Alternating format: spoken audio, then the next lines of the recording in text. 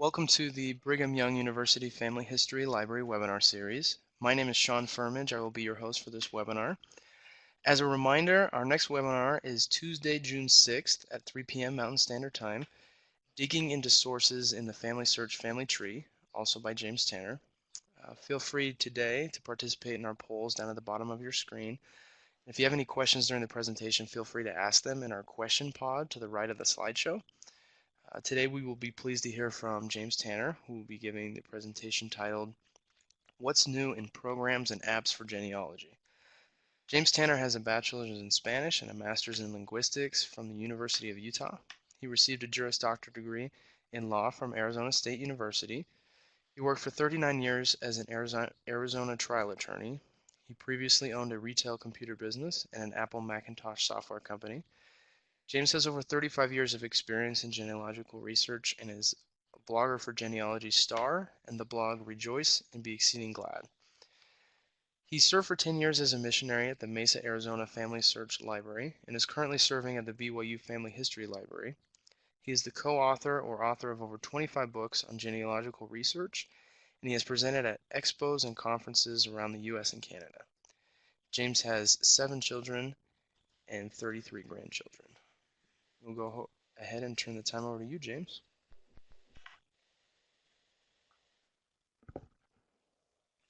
Howdy, this is James Tanner. If any of you have tuned into this particular webinar on another day, you'll realize that electronics and technology are still in their developmental stage. There are many different things that can happen that are unforeseen in having a webinar that's broadcast over the internet. This is coming from the BYU Family History Library, and remind everyone that these webinars are recorded and they are uploaded to our BYU Family History Library YouTube channel. And we'd encourage everyone to subscribe to the channel.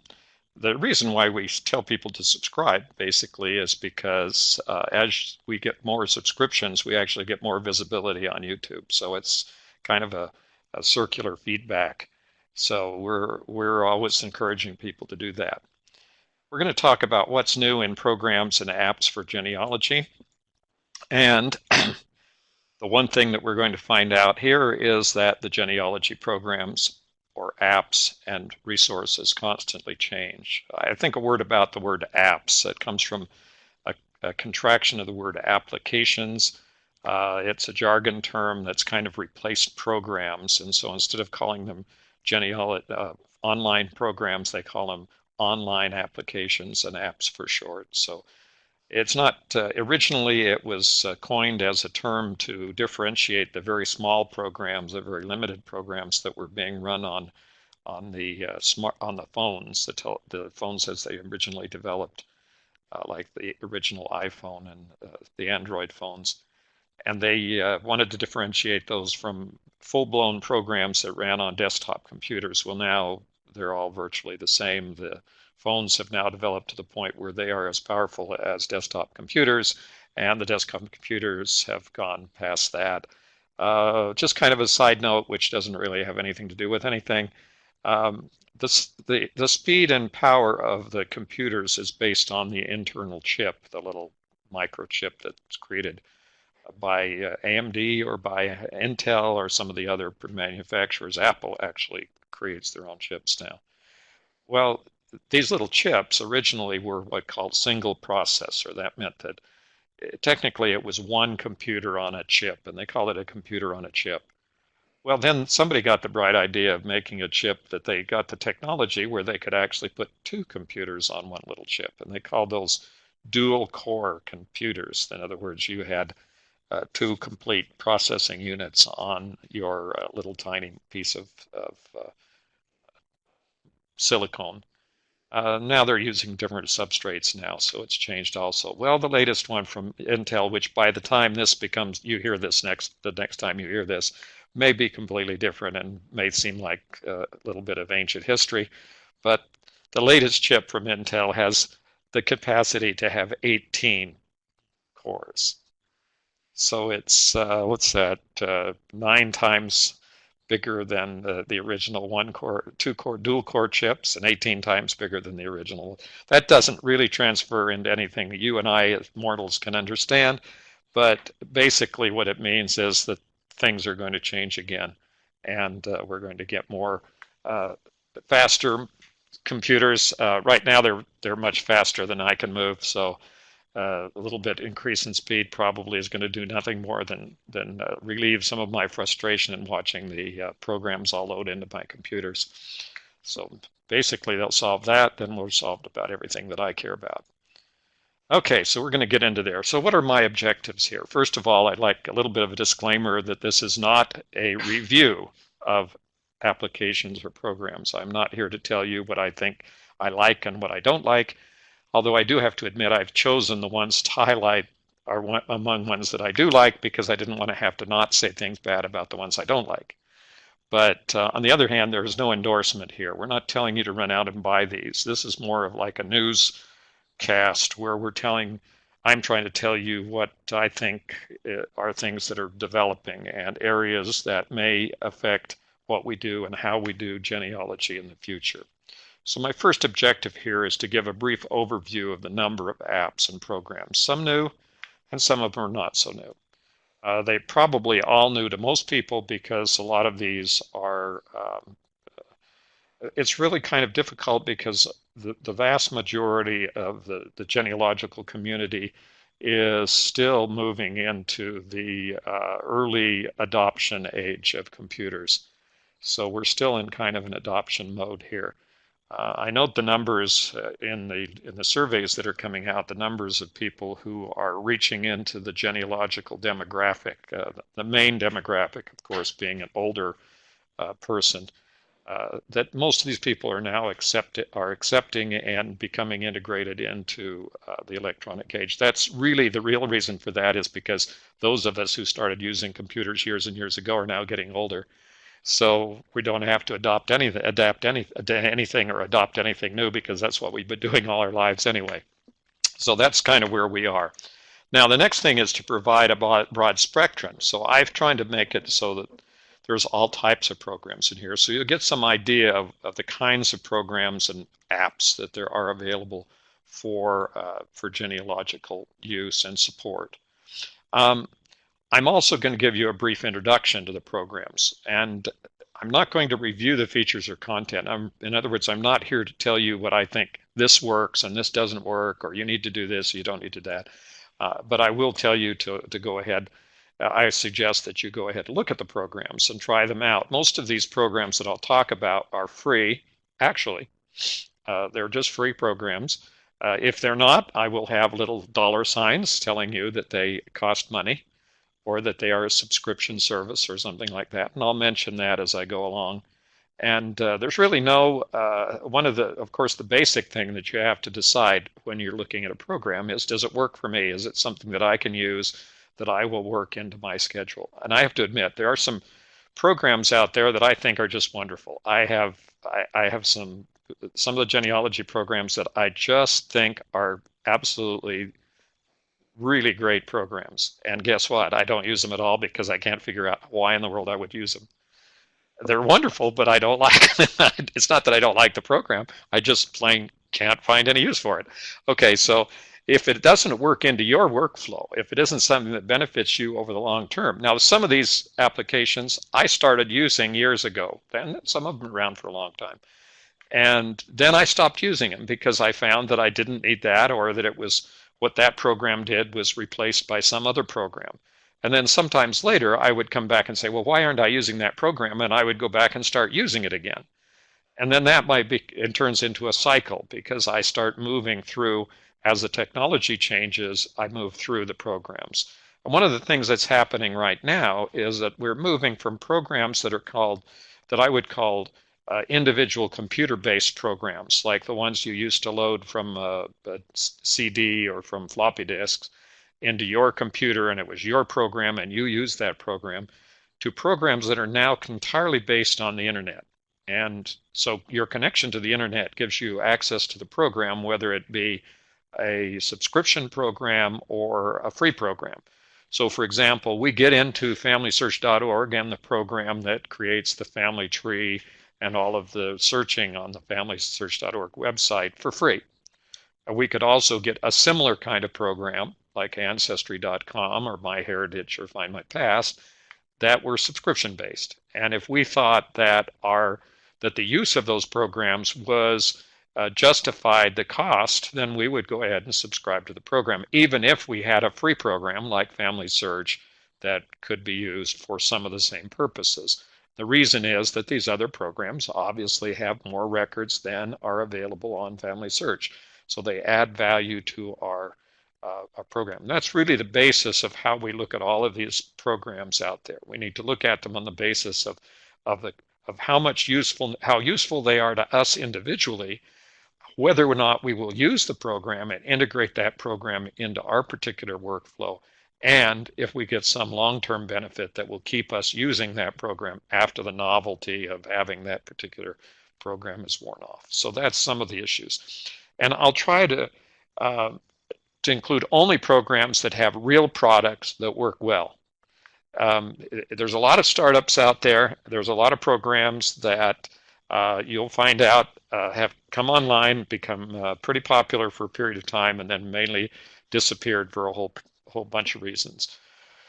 One of those reasons is that the way that programs are created and sold today is that there is what's called the free entry. In other words, I can do a really interesting little innovative program and then I can put it out on the internet for free. Well, that doesn't mean free to me. It means free to the user. What I have to do is pay for my upkeep and my computers and my storage and everything else behind that program. Well, eventually I get tired of doing that. And so I decide that I'm going to do a extended version or a pro version of the program. And so then I'm going to charge money for that, because hopefully everybody loves my program so much that they will then buy the pro or extended version. Well, that does sometimes work, sometimes doesn't work, and sometimes I do a pro version and everybody drops the whole program completely. In other words, this is kind of it's still a marketplace and people will still buy the programs, and if the program is, the perception of the genealogical community is that the program has value and is worth the money, then it's likely to keep going. Now, some of these programs, not to mention any names, have been in existence for years and years and years. They date back to the personal computer era with floppy disks. And they have just managed to keep alive because they are basically good programs and they serve some needs among the genealogical community. And the price point is low enough that people are still willing to do the upgrades and buy the program. For example, we have one program out there that's like I call it's sort of a zombie program, really. It's called Personal Ancestral File, and all of you probably recognize the name of that program. Well, anyway, Personal Ancestral File was developed by a programmer who then gave the program to the Church of Jesus Christ of Latter-day Saints, who was, at that point, there wasn't even a clear family search out there. It was still the church who was issuing the program. So basically that program became a free program. It was just simply distributed free. Actually, you could buy a box with the discs and an instructional manual for $6, which was just nothing. So what happened to the program? Well, it got used by millions of people. Literally millions of people bought the program and started using it. Guess what? They still are. The program was discontinued 15 years ago. And all support from the program was stopped like 4 or 5 years ago, and yet we're still got the program around. And as a matter of fact, if you go on the website, which I will mention a number of times probably in this, it's called GenSoft Reviews, GenSoft Reviews, REVIEWS.com, GenSoftReviews.com. And it's the only place I know of online that consistently reviews all the genealogical software. So if you really want to know what everybody thinks about all these programs, go on there and you'll see Star System and everything else. The reason I bring that up here is because Personal Ancestral File is still one of the highest rated programs there is from reviews. And it's been dead for 15 years. Okay, so that tells you a little bit about genealogy. It tells you a lot about computers, and it tells me that I better get on to the next slide. Okay, here we go.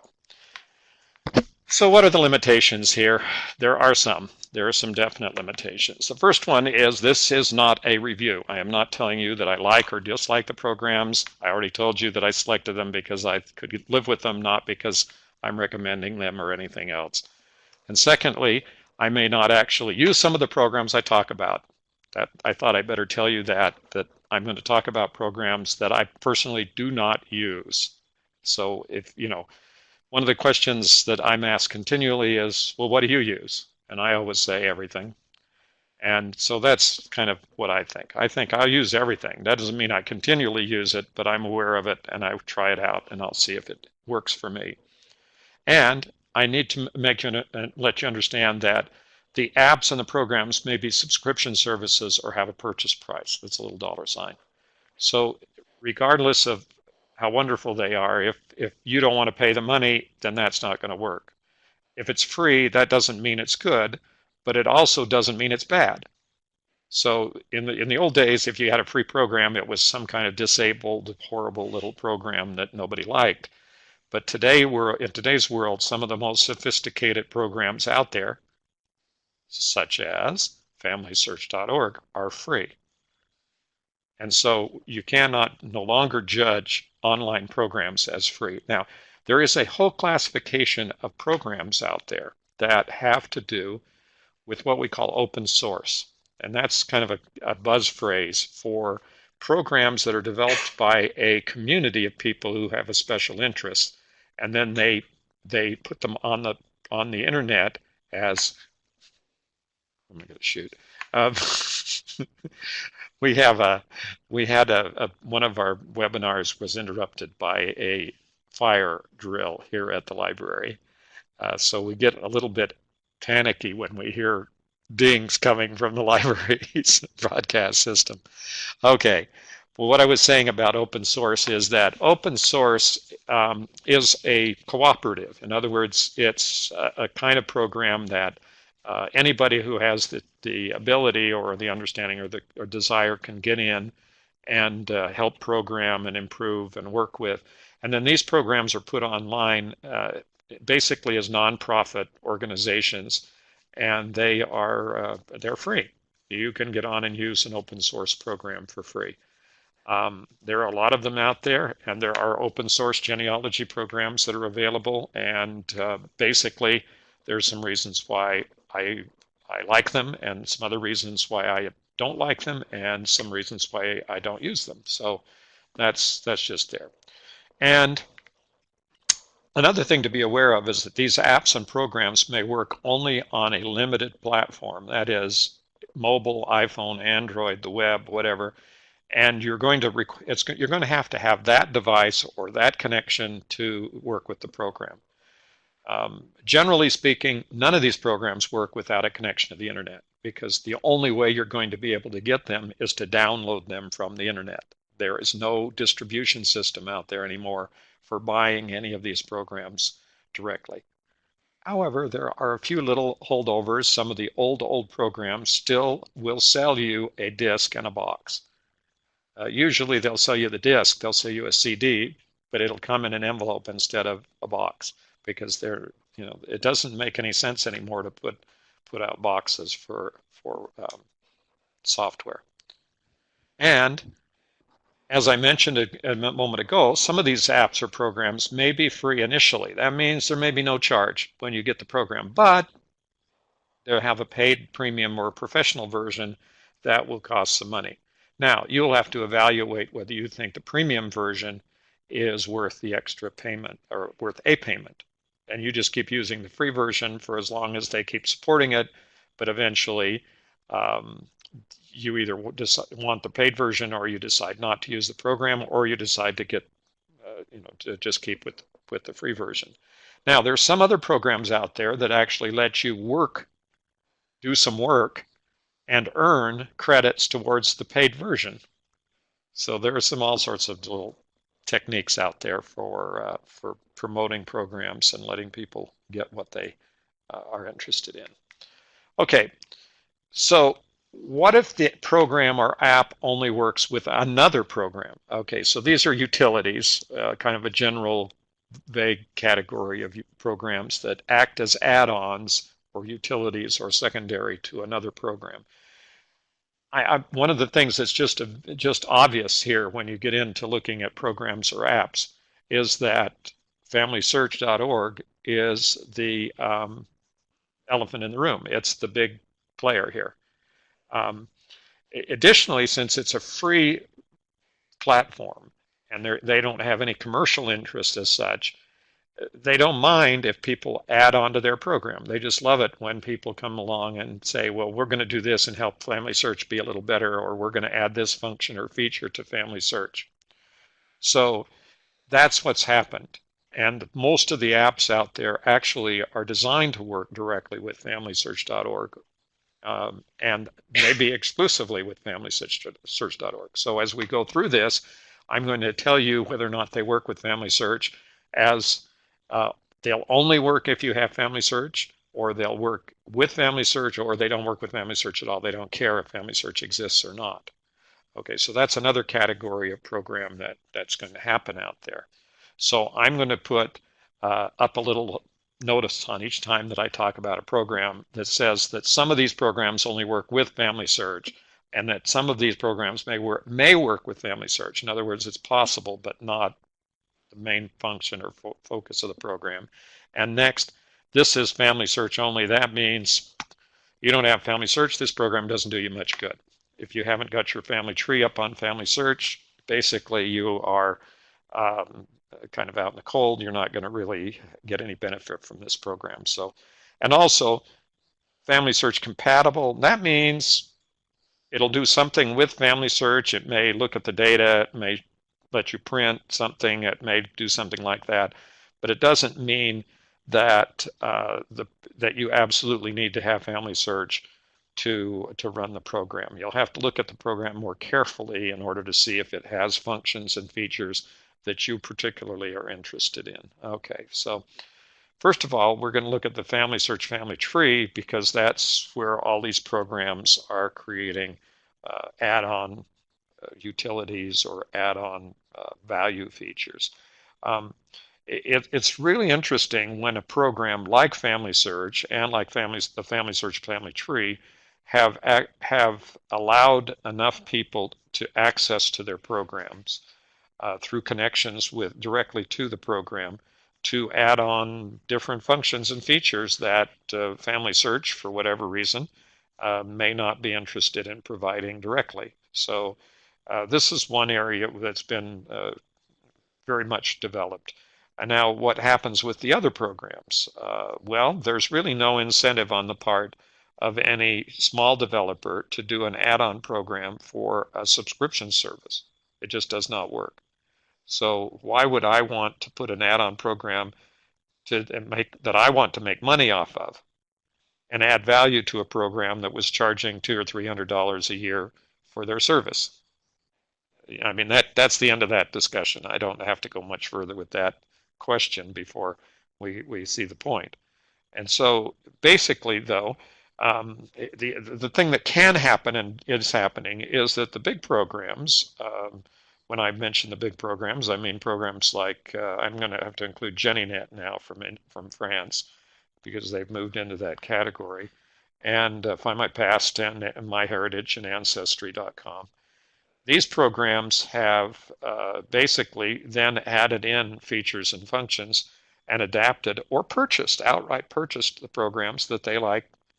If they like the function, they go out and buy the program. So the prime example, if anyone needs a prime example of this, is Ancestry.com. Not a couple of years ago, bought findagrave.com.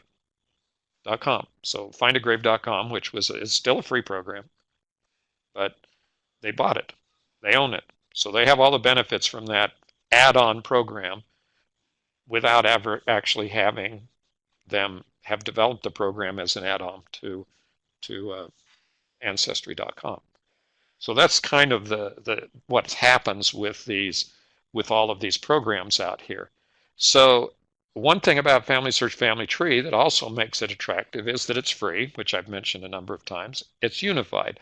Everyone's looking at the same tree at the same time. Now, most people think that's a disability rather than a benefit. And the problem is that you're not understanding what's going on here. What you're not understanding is that if someone else someplace in the world has done research on this particular person that I'm interested in, I would like to know about it so I don't have to duplicate and redo all that research.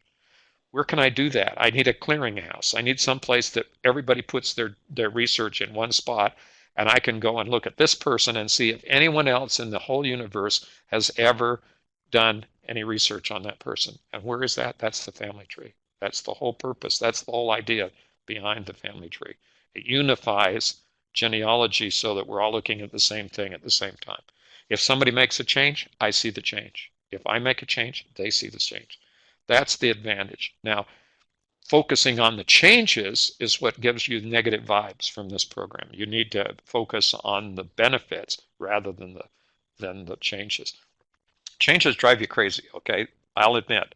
I've been sitting there, I've been watching every week on one person that I've been watching, and I go in every other day or every couple of days, and someone else has added the parents back in when we don't know who the parents are.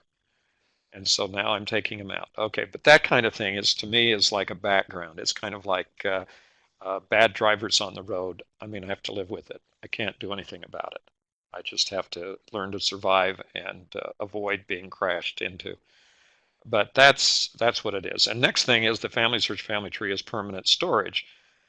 There's nothing. The Church of Jesus Christ of Latter-day Saints, the church, is not going anywhere, and Family Search is not going anywhere, and the family tree is not going anywhere. It may change, may become better, it may evolve, but basically it is as permanent as anything, and we don't have to worry about the company going out of business. So that's another one. And the important thing from us, from the standpoint of genealogists, is it encourages partner apps and programs, and this helps to push all of the programs out there, all of the online programs, in the direction that the consumer, the genealogist, would like to see things moving. Because we buy those programs, we use those programs, that sends a message to the genealogical development community that this kind of thing is useful and needful. And there are over 100 apps in the app gallery. And the app gallery is a sort of a selection, I'm going to have to put it that, because it's nowhere near the total number of genealogy programs, but it is a very good selection of programs. And the app gallery is on FamilySearch.org. Go to the bottom of most of the pages, and you'll see a link right there to the gallery, of the app gallery. Okay, so changes over time. As time goes on, everything changes. Technology condenses.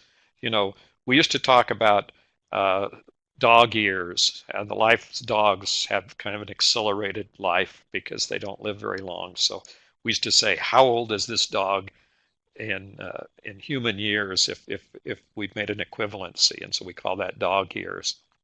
Now we call this computer years. We're all about 3 minutes old, because the whole thing has changed in such a brief period of time that it's just hardly ever hadn't even barely gotten started.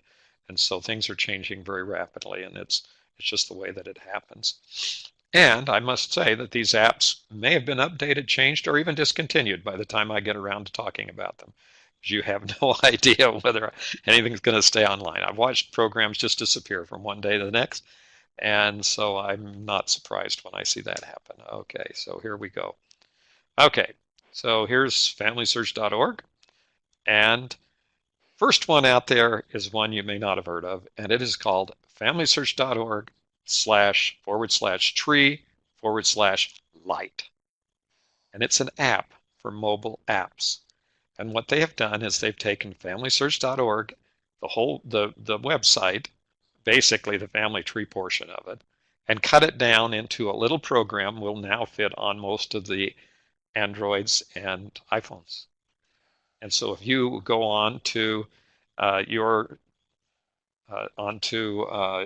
iPhone, your Android, or whatever device you're using, an iOS or an Android device, and you can download this program, FamilySearch.org/tree/light, and it will now, it changes the way it looks, it changes the way the program operates, and it makes it faster and easier to use. It also gives up a number of the features of the program. So you don't really get all the features of FamilySearch.org, but you get a program that will run on a device that has limited memory or limited speed. So people who are in parts of the world where they don't have, Google Fiber, and they don't have fast connections, basically then they can use FamilySearch.org/tree/light to run on their little devices, tablets, and things like that. Okay, first of all, here's my little notifications that are going to come up for each of these apps. The first one is Family Search Only. Okay, so that's the limitation. It only works with Family Search because it is Family Search. And the next one is it's web-based, meaning this whole thing comes down online. It's nothing that you need to, people say, will this run on my Apple computer? And the Apple is, no, it won't run on your Apple computer because it's designed to work on mobile devices. So if you have an iPhone or a tablet, yes. If you have an iPad, yes. If you have an Android tablet, yes. If you have an iPhone, yes. If you have an Android phone, yes. If you have a desktop computer, no. That's what that means, web-based. And it also means Family Search Only. This is an app. Okay. Okay, so here's another one. This is now we're branching off a little bit. This next featured item is called the Family Nexus App. And it is called the Family Nexus App for iPhone.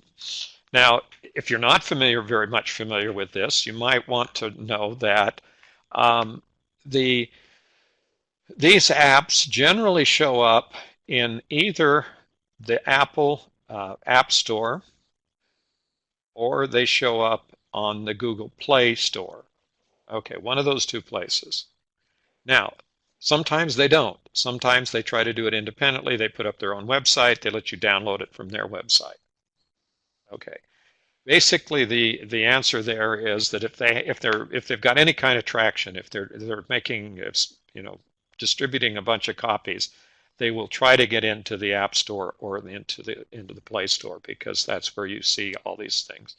The trick is that there are millions, literally, of apps in both those places. And sometimes you have to know the exact name or have a link in the App Store before you can actually find it, or in the Play Store. So you try putting in the whole name, try going to looking it up online and going to their website or their Facebook page, and maybe they have a link directly to the app. That's one way to get to these different apps. In addition, they may be in the app gallery, and if they are in the app gallery on FamilySearch.org, then you can go to the app gallery and search through that, which, by the way, is a whole nother webinar subject. But if you go to the web gallery, and we've already talked about it a couple of times if you want to go back through the videos and look for talking about app gallery. But the app gallery will then take you directly to where you can download the program. So those are things. But and when I say it's for the iPhone, that means that they have not yet developed this for the Android devices. Now, what is it? Okay, this is a little program that uses the GPS coordinates that are built into iPhones. And it also uses the mapping function that comes from Google. And so what it does, it reads your family tree. So this one is Family Search Only. So it only works with Family Search. But it reads what you have in your family tree, and it compiles back a number of generations the locations that you have in there. Now, if your location's wrong, too bad. You'll have the wrong data. It's kind of, bad data in, bad data out, garbage in, garbage out. It's been around for years. So you really have to go in and clean up your data to get most of these apps to work, period. That's just the basic concept here. But once you do that, then let's say you're driving around like I do occasionally, and I happen to be in Vermont, or I happen to be someplace where I know some of my relatives live. Using this app, I simply turn on my iPhone, go into the app, click where I am, say find me now, like you can on Google, and immediately it downloads, well, it downloads all of the locations out of the family tree and starts popping up all of the locations in the area where I happen to be at the moment. So here in Provo, if I walked outside right now, I'd open this app, I could see all of my relatives who had events, burials, cemeteries, marriages, houses, lived in, whatever it was that's there in the family tree, with all of those in this area. And as I move around, then I get a new one every time I go someplace. So if I moved over to, if I went to Massachusetts, then I would have all these Massachusetts events, and I could go look at the houses or at the cemeteries or whatever by just using this app. I think it's great. Well, okay, can't give you any editorial comments here then, but I think it's an interesting concept, and I think it'll go someplace. Right now, it's an iPhone, iPad app. Okay, FamilyCity, and this is a French program. It is basically a family tree program, and they market it as a simple and visual tool for sharing your genealogical research. Well, okay, the answer to this is if you find that it to be simple and visual, and you want to share your genealogical research, and this is the kind of program that you need to look at, because there's quite a few choices out there, but this is one that I've chosen for kind of an example of this type of program. This one happens to be, as I mentioned, out of France, and they are pretty big in Europe, and so this is something that we just don't, I mean, we probably, if you've ever heard of it, it could have been in the context of a conference or something, but many of these programs are extremely popular in Europe and not in the United States, and so we don't ever hear about them. But that doesn't mean they aren't good programs, and that doesn't mean they haven't been translated into English. So it's in English and French, so you could use it in both places, and it's FamilySearch compatible. Now, what does that mean? It means that you can, in some cases, you can connect to the family tree and get certain types of information, but the connection and the way that it talks to the FamilySearch family tree is basically something that you have to investigate before you get into using any of these programs. So if I say it's FamilySearch compatible, that means it may look at FamilySearch, it may get some limited amount of information, but before you get into the program, you need to determine whether or not what it does with your FamilySearch data, if that is something that you are interested in. And it's web-based, which means it's all out there on the internet. You can get this from any device. It doesn't require you to own an Apple or an Android or anything. It just requires a connection to the internet. Okay, here's the next one. I'm just going to go through them. This is like looking at a catalog, and I'm the visual and audio portion of the catalog here. JoyFlips. JoyFlips is an interesting program. It's basically a free photo scanning and storage directly from your iPhone program. So if you are into if you need to take a photo, let's say what happens to me frequently is I'll go to visit someone. I'll visit a relative someplace, either one of my relatives or one of my wife's relatives or somebody out there that we know jointly. And we will go in and they'll say, oh, and I'll say, oh, you have this lovely photo of my great-grandfather or whatever. I've never seen that before. Would you mind if I took a picture of it? The answer is usually no. And so then I will take a picture of it. Well, what do I do with that picture? Well, this program is created to act like a scanner. You hold the picture right. It's supposed to help you. The word is rectify. That means to get it straight. And also to get the lighting and everything corrected. And then when you click the picture, even if you're shaking a little bit, it's going to help to stabilize that, and it helps to make it look just like you've done a scan of that document. So that's the intent of the program. So it's something to, you may be interested in looking into. It's FamilySearch compatible again. Most of these programs, if they're newer programs, and this, by the way, is a newer program, They're still in the developmental stage and in the connecting with Family Search stage. So what they can do now may not be what they can do tomorrow, and where they go with the program will depend on how many people decide they like it and use it. Okay, so that's kind of obvious. And it's both an iPhone and an iPhone. Once again, this is another iPhone program. Now, why is that the case? What I saw online the other day was an interesting comparison. Somebody took an $82,000 professional movie camera, the kind they use for making like full-blown movies, and he said, "Well, I haven't added on everything I could add on to this camera. If I did, it'd cost me over $150,000."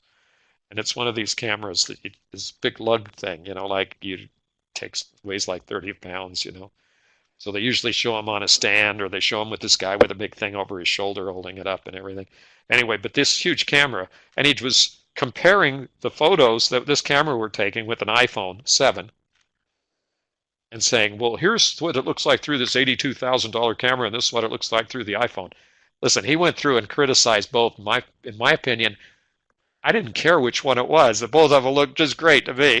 And I wasn't about to spend $82,000 on a camera, and I have an iPhone sitting in my pocket. So I guess I was pretty happy about what I was seeing on there. Anyway, so I don't know how many iPhones that'll sell, but I doubt it'll sell any $82,000 cameras. Okay, but that's kind of what happens when you get into some of these apps.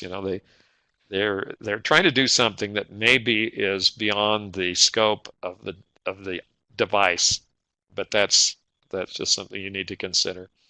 Okay, we're going to talk about Twile. Now, Twile is an interesting. This is a company that creates a very detailed timeline, a rich visual timeline. That's their comments on it. And so this is something that timelines are extremely interesting and very important. I got to admit, I very seldom have the patience to do timelines.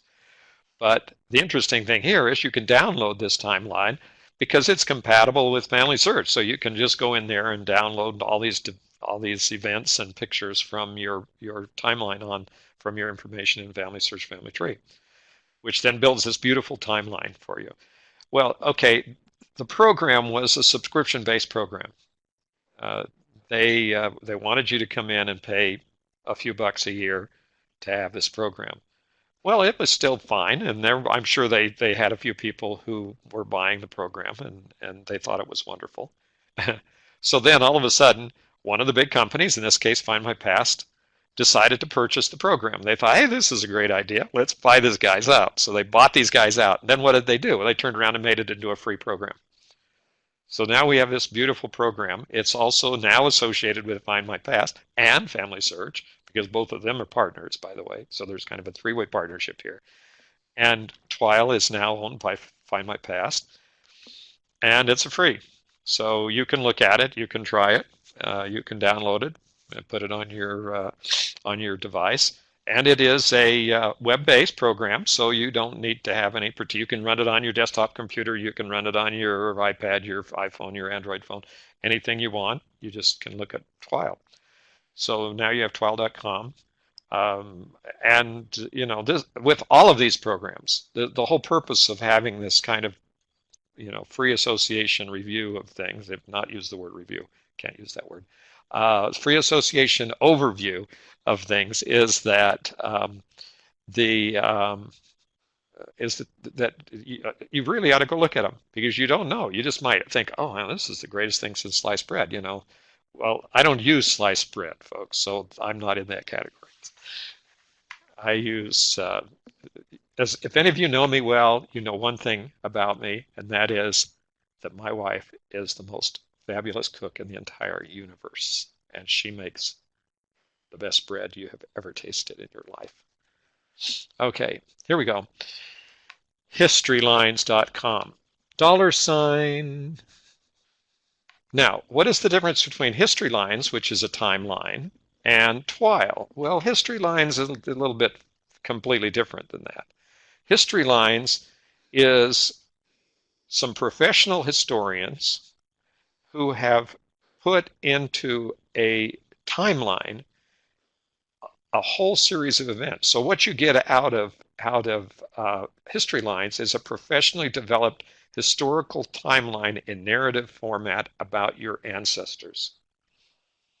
So you can essentially get a whole page of book, a whole story in telling about where this person lived, what was going on at the time they were living, what kind of economic events and world wars and things that were going on during their lifetime.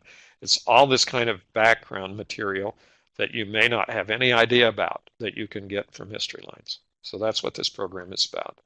And it is completely FamilySearch compatible because that's where it gets its information to develop the timeline that it's using and all of the developed additional add-on things that have been added into that thing. And this program's been around for a while, and it's a very, very interesting program to look like.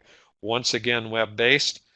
There is a free component. They will let you see a sample of a couple, 2 or 3, I'm not sure, and I won't try to dredge it out of my memory, but you do get a couple of reports, a few reports that you can see exactly what it's going to, how it's going to say and how it's going to be developed. And then if you want more reports about more of your ancestors, then you have the option of paying the price, the subscription fee or whatever it is that they charge. Okay, so now we're getting into a little program that I would call a utility. It's kind of an add-on program that is basically runs and gives you a historical and cultural insights into your research. Okay, it's a single function program. In other words, a lot of the programs I've mentioned so far are very sophisticated and have lots of different functions and features and do a whole bunch of different things at the same time. This program basically does some things, but what it does is very defined, and that doesn't mean anything about its utility. These are utilities, and they're utilities because they're useful, and because people use them because they may see the need for what they're doing. In this case, it helps you to see how your people have migrated. So what it does is it maps out, goes to, and this is once again is a FamilySearch only program. It's not just compatible, it only works with FamilySearch. And so that means that if your tree is in family, if you have information in the FamilySearch family tree, then it will read that information and will show you graphically where your ancestors lived and the migration patterns that they took to get to where you are today and how your family is today. So that's what it does. It's another web-based program. So you can go in here, and this one's free. So you can go in and look at it and play around with it and see if it does something that you're interested in doing and working with. Okay, so now we're getting to allmycousins.com. This is a clean, uncluttered interface with powerful analysis tools. What this does is it works with FamilySearch, and it translates your family tree into a different form, your portion of the family tree into a different format for viewing your relationships. And this is the kind of a program, it's another utility type program, but it's the kind of a program that if you like it, you love it. If you don't see any use for it, you don't like it. It's just that's the way it is with a lot of these programs. But this is one that if you are frustrated with working with the family tree and the interface, I would certainly advise looking at some of these alternative interfaces for the family tree. They may be just what you want. It may be hit the chord with you in the way that you think and the way that you visualize things, and it may be helpful for you to understand that. This is another one of those web-based programs, and it takes the instead of having the landscape view and the fan chart and the descendancy, this shows you a different way of looking at the information, and then gives you a lot of ways to analyze that information through tools that show you categories of things like duplicates and other items out there that need to be merged, or problems with dates and things like that. It's a program that does an analysis of the information in the family tree. But you have to look at the program and see the kinds of things that it does and decide if you're interested. This is KinPoint. KinPoint.com is edit research and update the FamilySearch family tree, so obviously it's FamilySearch only. This is another program. Now this one and the last program give you alternate ways of looking at the family tree. There's always somebody, even among those who use the family tree extensively, who are saying, oh, I just wish I had some other way to look at this. I'm tired of scrolling through. I'm tired of doing whatever I'm doing here. And from this standpoint, these programs give you an alternate view of the family tree and will probably help you to visualize things that you may not, and relationships that you may not have been aware of previously. It's web-based, and it will also, for example, tell you what's missing and analyze and help with the family tree. So there's, and I realize I'm kind of running through some of these rather quickly, but that's the whole point here. The whole point is to let you know that these kinds of programs exist. They're in the App Gallery.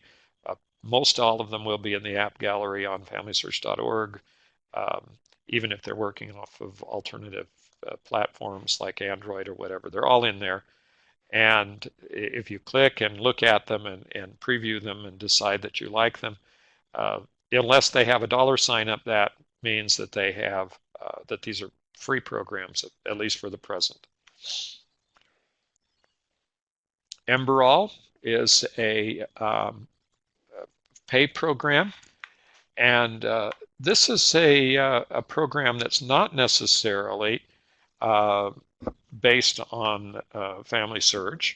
This one is based on using your device, primarily smartphones and iPads and things like that, to record and organize your life story or that of a loved one quickly on video. So it's a way of taking videos with the phone and creating and organizing a way to do a life history, life story.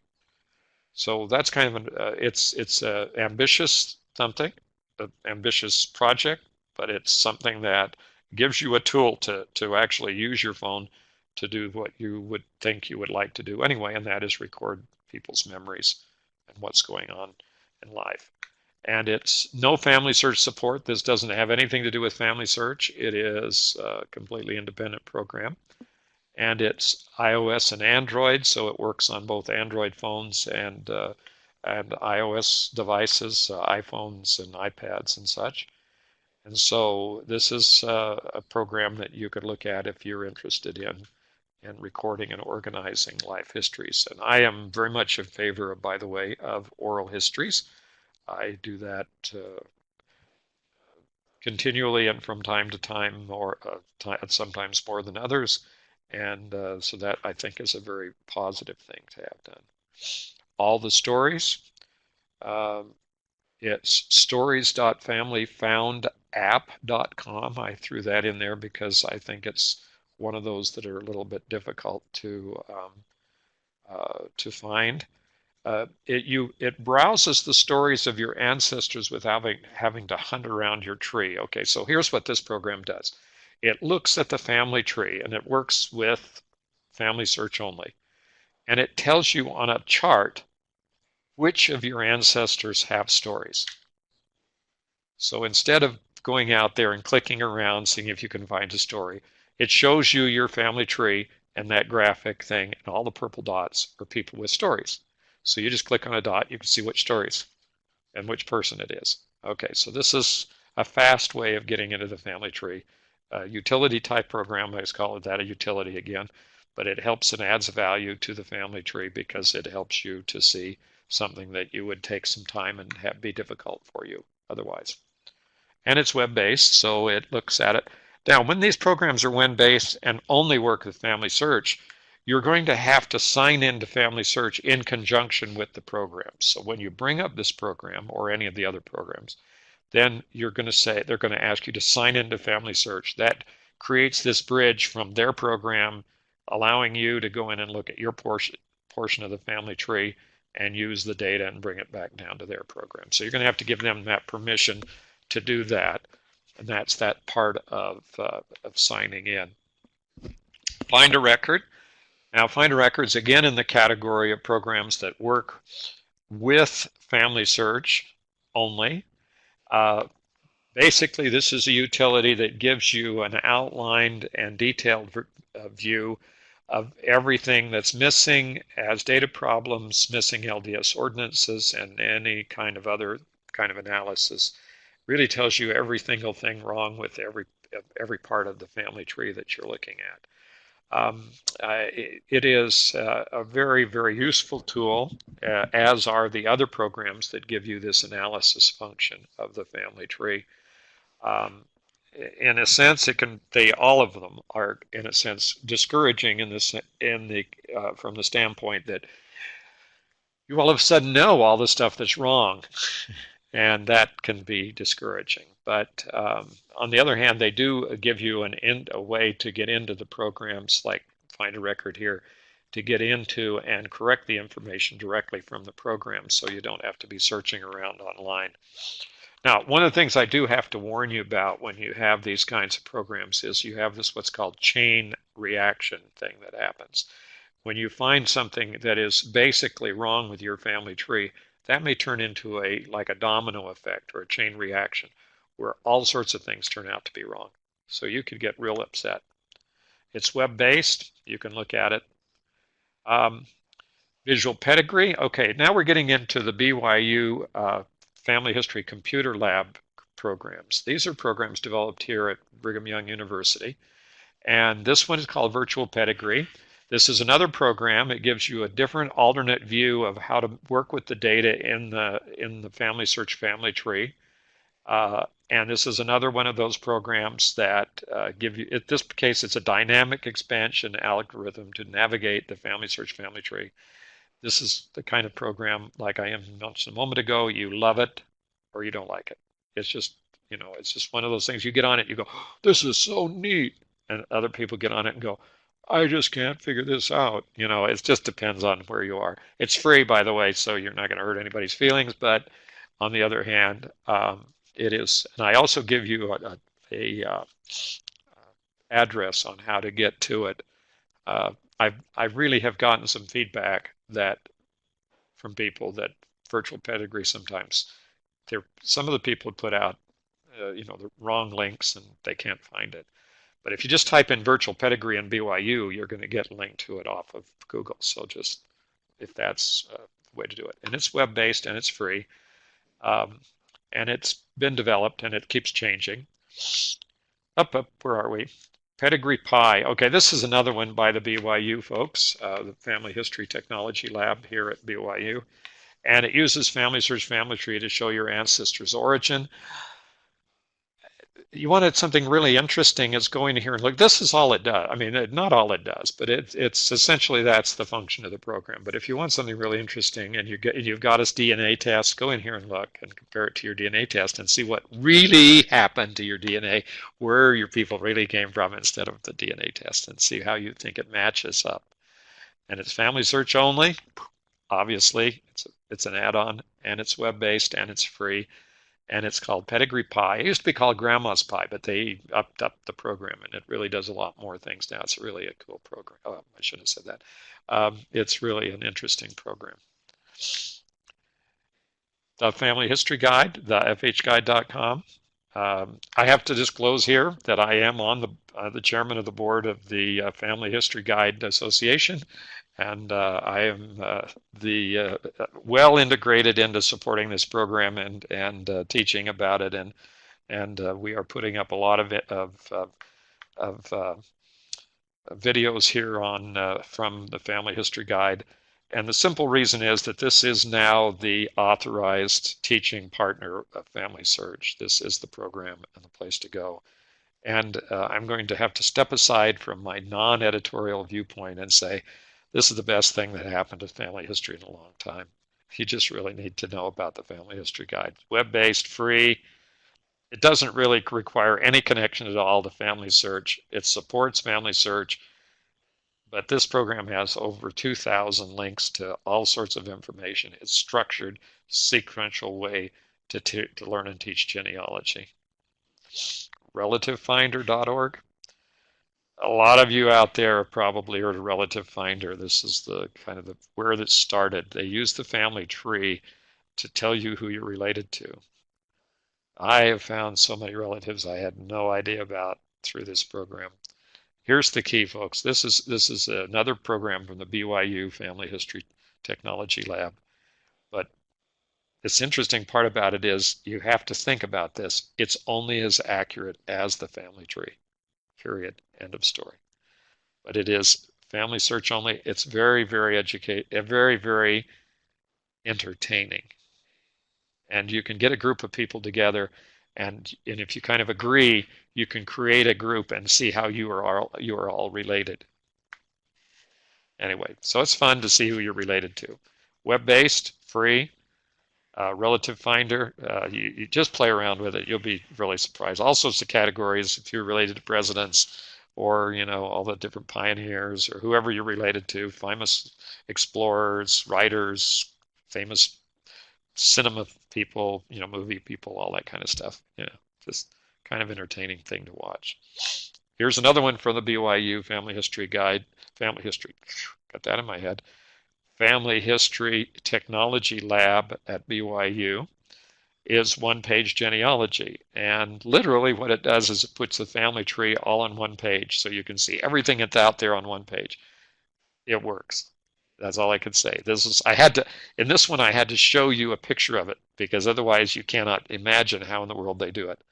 But it just has this, and it's scalable, so you can zoom in on any part, and it just keeps getting more complicated.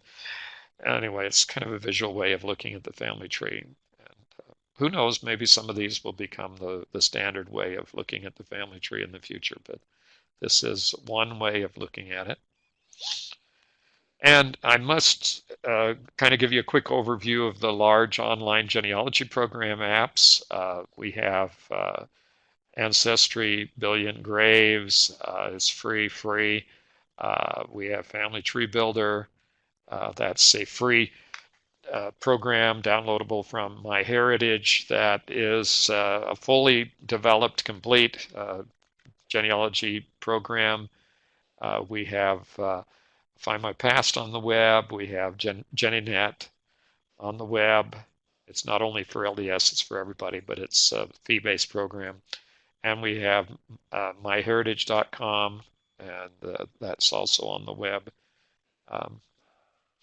And some of them are free, some of them are not free, some of them are marked free as apps, but they're actually subscription programs. Sometimes they have a free component. MyHeritage has a free component. You can get up to 250 names or whatever the latest number is for free, things like that. So, free is relative, but that's the way it ends. Now, these are the family search apps. We have the Memories app for Android and iPhone. And this lets you take a picture, for example, of a document and upload it directly to the Family Search Memories without going through any secondary thing, strictly from your phones. And then the Family Tree program, which gives you a way to get into the information in the family tree on iPhone and iPad and on Android. And there's another one called Place Research, and this is the standard finder, essentially the way to find all the standardized place names around the world.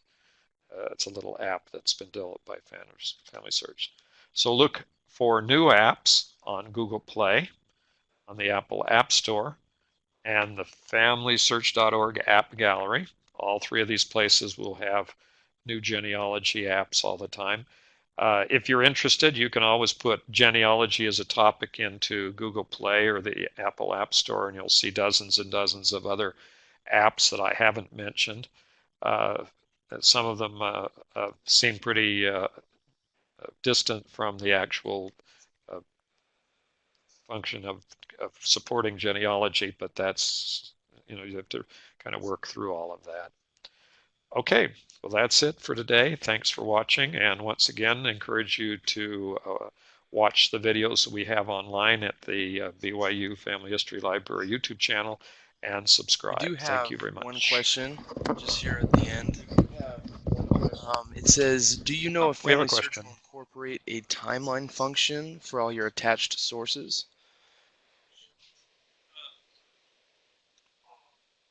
That's an interesting question. Well, that's an interesting question. You can arrange the sources in chronological order. You can click on it, and there's little arrows. You can move them up and down and put them in order. But no, actually, that would be an interesting program because right now they probably would look for a utility to add that kind of thing. Um, some of the larger programs, like I mentioned with Ancestry's purchase of Find a Grave, um, sometimes if they find that some other program does that, that the program then either becomes a partner with FamilySearch, like the Family History Guide became a partner with FamilySearch, or in some cases, FamilySearch will then develop. There's nothing keeping people from copycatting. That's why there's several programs that have some of the same exact functions. And so you're just going to basically see programs like FamilySearch and other programs evolve in the future. And if enough people ask for it, or if somebody develops an app and it sells well, then that may be a feature that ends up being there. Any other questions? Okay, well, thank you very much. Perfect. Thank you so much, James. Again, at the bottom of the screen, we do have those polls that you're welcome to answer before you head out. And our next webinar will be next Tuesday at 3 p.m. Mountain Standard Time. And this presentation, along with the rest, will be posted on YouTube later today if you'd like to rewatch it or share it with others. And again, we thank you for attending our webinar today.